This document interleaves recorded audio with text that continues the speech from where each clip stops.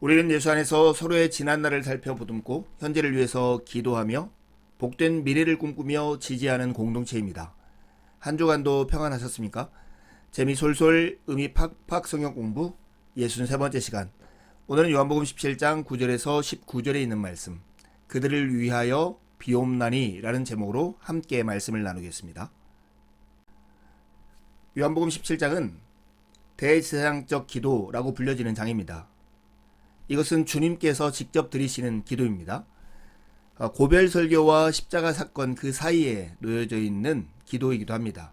이 기도는 크게 누구를 위해서 기도하느냐에 따라서 세 부분으로 나눌 수 있는데요. 1절에서 8절은 예수님 자신을 위한 기도이고요. 9절에서 19절은 제자들을 위한 기도입니다. 그리고 20절에서 26절은 제자들을 통해서 믿게 될 신자들을 위한 기도가 담겨져 있습니다. 오늘은 제자들을 위한 기도, 한마디로 그 기도의 내용은 지켜달라는 것입니다. 구체적으로 이 기도를 세 부분으로 나눌 수 있는데요. 하나가 되게 해달라는 기도, 악에 빠지지 않게 해달라는 기도, 진리로 거룩하게 해달라는 기도입니다. 예수님은 자신이 떠난다는 것을 아시고 당신이 돌보셨던 것과 똑같은 방식으로 하늘 아버지께서 제자들을 돌보아 달라고 기도하고 있는 것입니다. 여러분, 이것을 거꾸로 생각하면 우리에게 필요한 것이 무엇인가 하는 것을 말해주기도 합니다. 우리가 하나 되는 것, 악에 빠지지 않는 것, 진리로 거룩하게 두는 것이야말로 이 땅을 살아가는 신자들에게 필요한 매우 중요한 세 가지인 것입니다. 먼저 9절에서 12절의 말씀을 한 목소리로 읽겠습니다. 내가 그들을 위하여 비옵나니 내가 비옵는 것은 세상을 위함이 아니요 내게 주신 자들을 위함이니이다. 그들은 아버지의 것이로소이다. 내 것은 다 아버지의 것이요 아버지의 것은 다 내 것이온데 내가 그들로 말미암아 영광을 받았나이다. 나는 세상에 더 있지 아니하오나 그들은 세상에 있사옵고 나는 아버지께로 가옵나니 거룩하신 아버지여 내게 주신 아버지의 이름으로 그들을 보존하사 우리와 같이 그들도 하나가 되게 하옵소서. 내가 그들과 함께 있을 때에 내게 주신 아버지의 이름으로 그들을 보존하고 지키었나이다. 그 중에 하나도 멸망하지 않고 다만 멸망의 자식뿐이오니 이는 성경을 응하게 함이니이다. 제자들을 위한 예수님의 이 첫 번째 기도는 하나가 되게 해달라는 것입니다. 이 기도의 내용을 세 부분으로 나누면 더 명확해지는데요. 누구를 위해서 기도를 드리고 있는가? 왜 이런 기도를 드리시는가? 그리고 결국 기도의 내용이 무엇인가? 이게 묻는 것입니다. 첫 번째 9절에 10절에 보면 예수님이 기도를 하는 대상이 구체적으로 나오는데요. 내가 비옵는 것은 세상을 위함이 아니라 내게 주신 자를 위함이라고 말씀하십니다. 지금 예수님은 내게 주신 자들, 곧 제자들을 위해서 기도하고 있습니다. 그 기도의 이유는 예수님은 세상에 더 있지 아니하오나 그들, 즉 예수님의 제자들은 세상에 있사옵고 나는 아버지께로 가옵나니, 제자들은 세상에 남겨지지만 예수님은 아버지께로 가는 이런 현실 때문에 드리는 기도입니다. 이 기도의 내용은 하나가 되게 해달라는 것입니다. 12절에 보면 거룩하신 아버지여 내게 주신 아버지의 이름으로 그들을 보존하사 우리와 같이 그들도 하나가 되게 하옵소서, 이렇게 간구하고 있습니다. 지금 예수님이 누구를 위해서 기도하고 계십니까? 세상이 아닌 제자들을 위해서 기도하고 계십니다. 그런데 이 제자들을 누구의 것이라고, 누구의 소유라고 예수님이 말씀하십니까? 분명히 예수님의 제자임에도 불구하고 그들은 아버지의 것이라고 예수님께서 말씀하고 있습니다. 잠시 예수님께 맡기셨고 그들로 말미암아 예수님이 영광을 받으셨지만 지금 하나님께 부탁하고 있는 이 제자들이 아버지의 것이라는 것을 강조하고 있습니다. 그런데 예수님이 이런 기도, 하나 되게 해달라고 하는 이 기도를 드리는 이유가 무엇입니까? 그것은 제자들이 처한 현실 때문에 그랬습니다. 예수님은 이 땅에 계시지 않고 아버지께로 가지만 제자들은 여전히 이 땅에 남겨져 있기 때문에 그렇습니다. 근데 이 땅과 예수님의 제자들의 관계가 무엇입니까? 제자들은 이 세상에 속하여 있지 않고 그러나 세상에 남겨져 있는 상태가 된 것입니다. 그러니 필요한 것이 무엇일까요? 보호, 보존함, 지켜짐이 필요한 것입니다. 그러기에 예수님께서 이것을 위해서 기도하고 있는 것입니다. 요한복음이 말하는 세상은 단순한 물리적인 우주, 우리가 살아가는 이런 세상을 말하는 것이 아닙니다.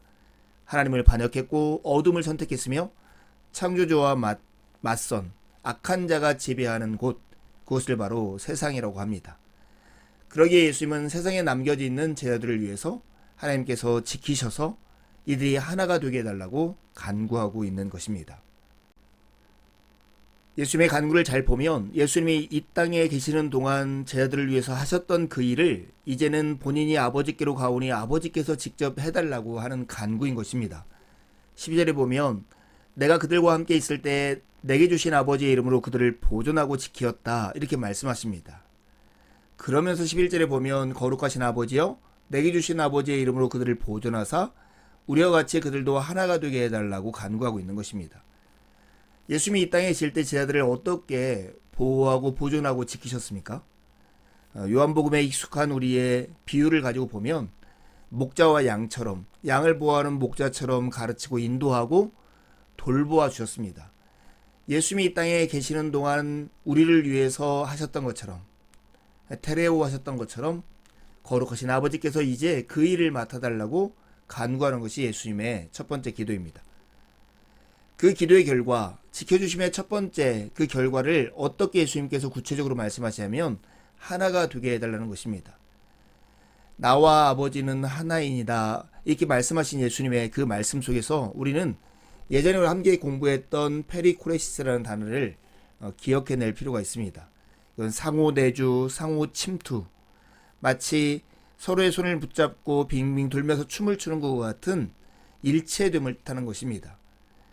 성부, 성자, 성령 하나님의 하나 되신 온전한 연합, 그 연합 가운데 제자들이 포함되고 제자들 서로가 성부, 성자, 성령 하나님의 연합과 같은 온전한 하나됨으로 이렇게 살 수 있도록 그렇게 간구하고 있는 것입니다.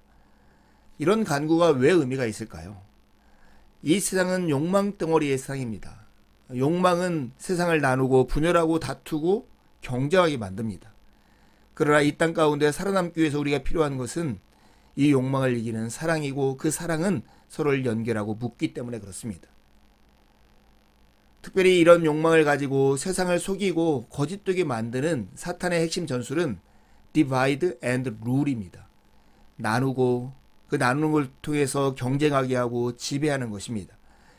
틈을 내어 쏘기를 박아 나누어 버리는 것이 사탄의 전술이다, 이렇게 생각하면 예수님께서 왜 하나됨을 간구하고 있는가 하는 것이 좀 더 분명해지지 않습니까?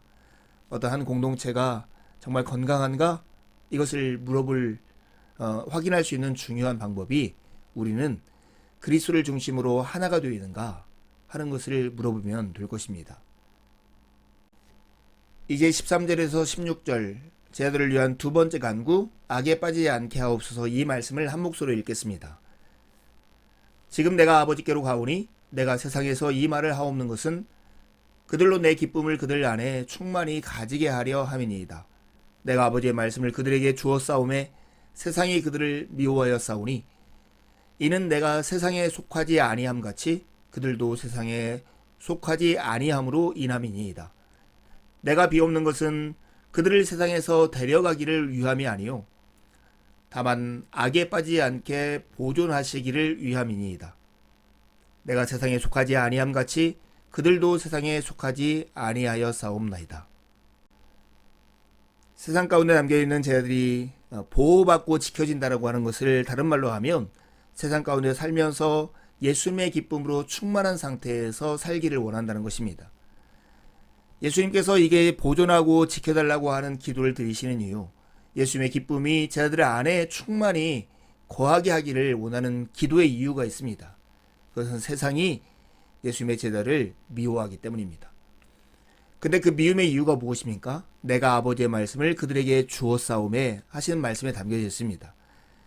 예수님이 하나님의 말씀을 제자들에게 주었고 그 말씀을 간직하고 있는 이 제자들, 그것 때문에 세상은 그들을 미워하고 세상에 속하지 않기 때문에 그들을 배척한다고 하는 것입니다. 그래서 예수님께서는 두 번째 간구를 이렇게 하는 것입니다. 제자들이 악에 빠지지 않게 보존하소서. 예수님의 기도는 이렇습니다. 내가 비옵는 것은 그들을 세상에서 데려가기를 위함이 아니요 다만 악에 빠지지 않게 보존하시기를 위함이니이다. 예수님의 제자로서 살아가는 삶, 하나님의 말씀을 맡은 자로서 살아가는 삶의 현실이 안락할 것이라고 생각하는 것은 큰 오해입니다. 오늘 이 말씀에서 보는 것처럼 예수님께서 하나님의 말씀을 제자들에게 주었을 때 제자들이 당하는 현실이라고 하는 것은 미움을 받는 것입니다. 세상은 제자들을 미워하였습니다. 그 이유는 제자들이 세상에 속하지 않기 때문입니다. 우리 또한 하나님의 말씀을 가지고 세상과 다른 방식으로 삶을 산다면 세상은 우리를 미워할 것입니다. 그것은 이상한 것이 아니라 당연한 현실입니다. 왜 그럴까요? 세상은 자신들이 누리는 것만으로 충분하다고 생각하기 때문에 변화를 원치 않습니다. 세상의 죄를 지적하고 하나님 나라를 향한 비전을 제시하는 제자들은 당연히 그래서 미움을 받기 마련입니다. 그런데 여러분, 오늘날 한국교회 현실은 참 슬픈 대목이 여기에 있습니다. 왜냐하면 한국교회가 세상에 의해서 미움을 받는 이유가 세상과 다르고 정의를 말하고 평화를 실천하고 하나님의 기쁨으로 살기 때문이 아니라 오히려 세상과 너무나 닮아버렸기 때문입니다. 예수님은 이렇게 고되게 예수님의 제자의 길을 가는 그들을 위해서 지금 기도합니다. 그들이 악에 빠지지 않게 해달라고. 악에 빠지지 않고 지켜지는 그 삶의 본질, 그 삶의 내면을 보면 예수님의 기쁨으로 충만해진 삶입니다. 그들로 내 기쁨이 그들 안에 충만히 가지게 하려서 이렇게 기도하고 있다고 예수님께서 말씀하십니다. 여러분 잘 기억하십시오. 우리의 삶이 형통할 때는 우리의 삶의 규모가 커지기 마련입니다. 그런데 우리의 삶이 곤고한 날에는 삶의 밀도가 높아집니다. 우리의 고난과 어려움의 현실이 있을 때 우리는 제자로서의 삶이 커진 그 상태에서 우리 안에 있는 텅 빈 공간의 밀도가 예수 그리스도의 성품과 그리스도의 가치와 그리스도의 어떠하심으로 채워지는 귀한 시간이 될 것입니다. 인내로서 선한 일을 계속 행하십시오. 그러면 하나님의 기쁨을 잃지 않을 것입니다. 여러분 그리스도의 기쁨은 그냥 맛있는 음식을 먹었을 때 느끼는 즐거움 그 이상입니다. 마치 어렵게 등산해서 산 꼭대기에 올랐을 때의 기쁨, 그런 것이 그리스도의 기쁨이고 예수 그리스도의 기쁨입니다. 예수님의 제자들에게 오늘날도 우리에게 필요한 그 기쁨은 바로 산 꼭대기에 올랐을 때에 느끼는 기쁨일 것입니다. 예수님은 그 기쁨이 우리 가운데 충만하게 되기를 간구하고 계신 것입니다. 예수님의 두 번째 기도, 악에 빠지지 않게 해달라고 하는 것은 제자들을 세상에서 데려가시기를 위한 것이 아닙니다. 다만 세상에 거하고 있는 제자들이 악에 빠지지 않게 보존하시기를 위한 것입니다. 요한복음 10장 10절에 도둑이 오는 것은 도둑질하고 죽이고 멸망시키려는 것뿐이요 내가 온 것은 양으로 생명을 얻게 하고 더 풍성히 얻게 하려는 것이라 하는 말씀이 있습니다. 이 말씀을 배경으로 우리는 우리 주변에 두 가지 목소리가 있다는 것을 생각할 수 있습니다. 하나는 목자이신 예수님의 목소리고 다른 하나는 도둑 같은 악한 자의 목소리입니다. 예수님은 우리에게 말씀하십니다. 우리로 생명을 얻게 하고 더 풍성히 얻게 하려고. 그러나 악한 자는 우리에게 늘 도둑질하고 죽이고 멸망시키고 속이려고 우리에게 이야기를 하고 있는 것입니다. 악에 빠지지 않게, 이 말은 지금 우리가 누구의 목소리에 귀를 기울이고 있는가 하는 질문으로 이어집니다. 악한 자의 목소리에 귀를 기울이고 따라가면 우리는 악에 빠지게 될 것입니다. 예수님의 목소리에 귀를 기울이면 악에 빠지지 않게 되는 것입니다. 악한 자, 즉 사탄은 속이는 자요 참소한 자입니다. 진리를 거짓으로 바꾸어서 우리를 악에 빠지게 하는 그런 존재이기 때문입니다. 여러분은 누구의 목소리에 귀를 기울이십니까? 이제 제자를 위한 세 번째 기도, 17절에 19절에 나오는 진리로 거룩하게 하옵소서 하는 말씀을 한 목소리로 읽겠습니다. 그들을 진리로 거룩하게 하옵소서. 아버지의 말씀은 진리니이다. 아버지께서 나를 세상에 보내신 것 같이 나도 그들을 세상에 보내었고 또 그들을 위하여 내가 나를 거룩하게 하오니 이는 그들도 진리로 거룩함을 얻게 하려 함이니이다. 제자들을 위한 세 번째 예수님의 기도의 내용은 진리로 거룩하게 해달라는 것입니다. 그 진리는 바로 아버지의 말씀입니다. 이렇게 기도하는 이유가 무엇일까요? 하나님 아버지께서 예수님을 세상에 보내신 것 같이 예수님은 지금 제자들을 세상에 보내고 있기 때문입니다. 그러기에 그 제자들에게 지금 필요한 것은 진리로 거룩하게 되는 것이었습니다. 하늘 아버지께서 예수님을 세상에 보내신 다음 예수님께서 그 사역을 마치는 그때에 예수님은 제자들을 세상에 보내고 계십니다. 그때 정말 필요한 것이 무엇일까? 그 세 번째 간구가 진리로 거룩하게 되는 것입니다. 왜 예수님은 진리로 거룩하게 되기를 간구하고 있을까요? 그 19절에서 우리는 힌트를 얻을 수 있는데요. 또 그들을 위하여 내가 나를 거룩하게 하오니 이는 그들로 진리로 거룩함을 얻게 하려 함이다. 이렇게 말씀합니다. 예수님이 이 제자들을 거룩하게 하기 위해서 본인 스스로를 거룩하게 했다 하는 말씀을 하고 있는 것입니다. 코칭의 4D라고 하는 그런 가르침의 내용이 있습니다. describe, 말해주고, demo, 보여주고, do, 해보게 하고, debrief, 어땠는지를 물어봄을 통해서 온전한 학습을 할 수 있는 그 네 단계를 말합니다. 어쩌면 예수님은 이런 가르침을 말씀해주고 어떻게 진리로 거룩하게 되는지를 보여주고 저희들에게 해보도록 지금 말씀하고 있는 것입니다.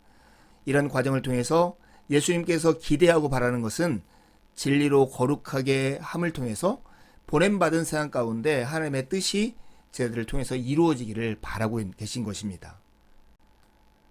거룩이라는 말을 들으면 분리, 구별이라는 뜻이 당연히 떠오르겠죠. 하나님이 거룩하시다는 것은 우리의 인지와 존재와 선함과 능력에 있어서 완전히 분리되고 구별된 분이다 하는 의미를 담고 있습니다. 하지만 1세기 유대인들은 거룩하면 떠오르는 첫 번째 이미지는 성전에서 하나님 앞에 나아가기 위해서 제사장들이 하는 모습을 떠올렸을 것입니다. 성전은 거룩한 곳이고 거룩하신 하나님이 살기로 약속된 곳이기 때문입니다. 그 곳에서 대제사장이 거룩하신 하나님의 임재 안으로 들어가서 백성을 위해서 기도하기 위해서 필요한 것이 있었는데 그것이 바로 성별의식이었습니다.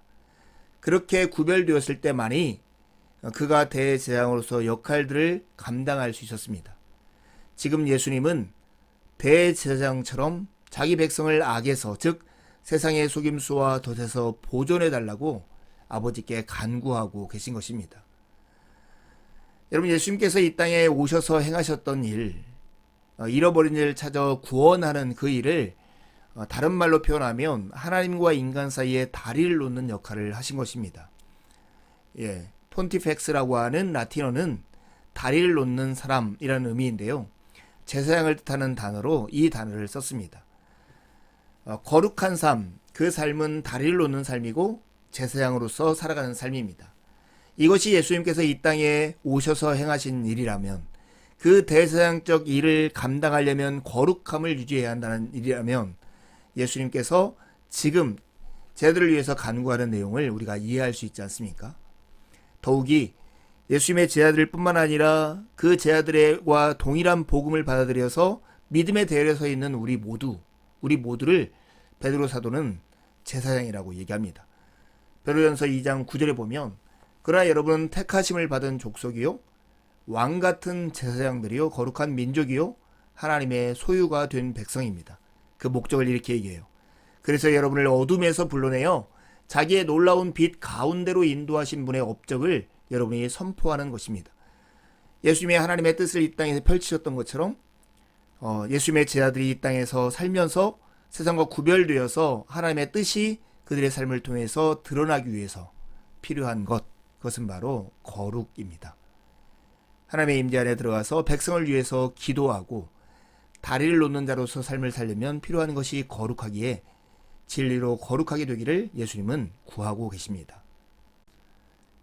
예수님은 하늘로 가시고 제자들이 이 땅에 남겨져 있는 이 상태에서 예수님은 제자들을 보존하고 지켜달라고 하늘 아버지께 구하고 있습니다. 이 땅에서 예수님께서 제자들을 보존하고 지키셨던 것처럼, 예수님이 이 땅에 사시면서 기쁨으로 충만했던 것처럼 제자들이 이제는 하늘 아버지에 의해서 보존하고 지켜지고 기쁨으로 충만하게 되기를 간구하고 있습니다. 그 간구의 내용을 구체적으로 세 가지로 우리가 얘기했는데요. 하나가 되게 해달라는 기도이고, 악에 빠지지 않게 해달라는 기도이고, 진리로 거룩하게 해달라는 기도입니다. 이것을 통해서 정말 예수님께 기대하는 것은 무엇이었을까요? 그것은 다리를 놓는 삶을 사는 것이었습니다. 지난주 강화도를 갔다 왔는데요. 강화도를 들어가는 두 개의 다리가 있더라고요. 위쪽으로는 강화대교고 아래쪽으로는 초지대교입니다. 이렇게 글을 적어봤어요. 김포와 강화 사이에 두 개의 다리가 있다. 서로 팔을 맞잡아 놓은 강화대교, 서로 발을 맞대어 놓은 초지대교. 다리는 중매쟁이다. 짝을 짓고 둘을 묶는다. 삼투. 강화와 김포는 서로에게 스며든다. 서로의 속을 채운다. 이 강화라는 한 섬이 만약에 다리가 없다고 생각하니 얼마나 불편하고 고립되었을까 하는 생각이 들었습니다. 어쩌면 예수님의 제자들은 하나님 나라의 삶을 하나님을 알지 못하는 사람들 사이에 소통될 수 있도록 다리를 놓는 사람들일 것입니다. 마치 중매장이어처럼 하나님의 선하심이 하나님을 알지 못하는 세상 가운데 침투하고 그들의 속을 채우도록 하는 사람들입니다. 여러분, 이렇게 살아가는 우리 제자들의 삶, 우리들의 삶에 필요한 것, 그것은 하나님의 보존하시고 지키심입니다. 예수님의 기쁨으로 우리의 마음이 가득 채워지는 것입니다. 그러기 위해서 우리에게 필요한 세 가지는 하나님, 삼위일체 하나님의 일체됨과 같이 우리가 하나 되는 것이고, 악에 빠지지 않는 것이고, 진리로 거룩하게 되는 것입니다. 이것이 또한 우리의 기도의 제목이어야 할 것입니다. 말씀 안에서 교제하는 기쁨을 함께 누릴 수 있어서 참 좋았습니다. 남은 한 주도 주님의 은혜를 의지해 살고 복된 주일에 함께 만나 기쁨으로 우리 하나님을 예배하시죠. 감사합니다.